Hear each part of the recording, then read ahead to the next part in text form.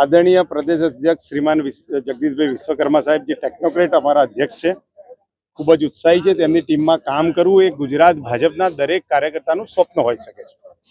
મારી પસંદગી ખેડા જિલ્લામાંથી આ જગ્યાએ કરવામાં આવી તે બદલ હું સમગ્ર મોવડી મંડળનો, અમારા અધ્યક્ષશ્રીનો, સંગઠન મહામંત્રી રત્નાકરજીનો અને અમારા કેન્દ્રના સૌ મોટા નેતાઓનો આભાર માનું છું.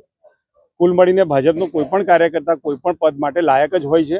મારા જેવા અનેક લોકો આ પદ માટે લાયક હોય છે, પરંતુ મારી પર પસંદગી ઉતારી એ બદલ હું શ્રીમાન અધ્યક્ષશ્રીનો અને એમની આખી કોર ટીમનો આભાર માનું છું. ખેડા જિલ્લા પ્રમુખ તરીકે કોંગ્રેસ મુક્ત જિલ્લો કર્યો હતો, કઈ રીતના જિલ્લામાં સેવા આપી હતી, હવે એનો કેટલો ફાયદો થશે? Bharatiya Janata party cadre base party છે અને કાર્યકર્તાઓથી ચાલતી પાર્ટી છે. ત્યાં કોઈ એકના નેતૃત્વના કારણે પરિણામ મળે તો એવું શક્ય હોતું નથી.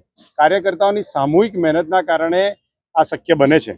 મારા પ્રમુખ કાળ દરમિયાન કાર્યકર્તાઓની અથાગ મહેનત અને સંકલન અને સંગઠનના કારણે, ધારાસભ્યશ્રી, સંસદ સભ્યશ્રીના સહકારના કારણે અમે ખેડા જિલ્લાને કોંગ્રેસ મુક્ત સરકારમાં, સહકારમાં, સ્થાનિક સ્વરાજમાં અને દરેક ક્ષેત્રે કર્યું છે. ત્યારબાદ છેલ્લી ચૂંટણી અમૂલમાં પણ ત્રણેય જિલ્લાના અધ્યક્ષો, ત્રણેય જિલ્લાના ધારાસભ્યશ્રીઓ, સંસદ સભ્યશ્રીઓ અને નાનામાં નાના કાર્યકર્તાથી લઈને સંગઠનના સૌ લોકોની મહેનતના કારણે અમે પશુપાલકોનો વિશ્વાસ જીતી શક્યા છે. કુલ મળીને આ બધું કરવા માટે એટલા માટે શક્ય બને કારણ કે અમારી પાસે એવું એક બેદાગ રાષ્ટ્રપ્રેમી નેતૃત્વ જેને વિશ્વ સ્વીકારે છે એવું શ્રીમાન નરેન્દ્રભાઈ મોદી છે, જે 2014થી આ દેશને સર્વોચ્ચ બનાવવા માટે સતત પ્રયત્નશીલ છે.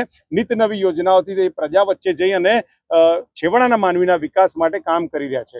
આવા નામને લઈને પ્રજા વચ્ચે જવું એ ખૂબ જ સરળ પડે છે. માટે ભારતીય જનતા પાર્ટીનો વિજય અમારા માટે શક્ય બન્યો છે. આવનારા દિવસોમાં, આવનારી સ્થાનિક સ્વરાજની ચૂંટણીમાં અમે જગદીશભાઈ વિશ્વકર્માજીના માર્ગદર્શન હેઠળ પ્રજા વચ્ચે જઈશું. સરકારની, રાજ્ય સરકારની, કેન્દ્ર સરકારની અને સહકારના માધ્યમથી જે યોજનાઓ છે એને લઈને જઈશું.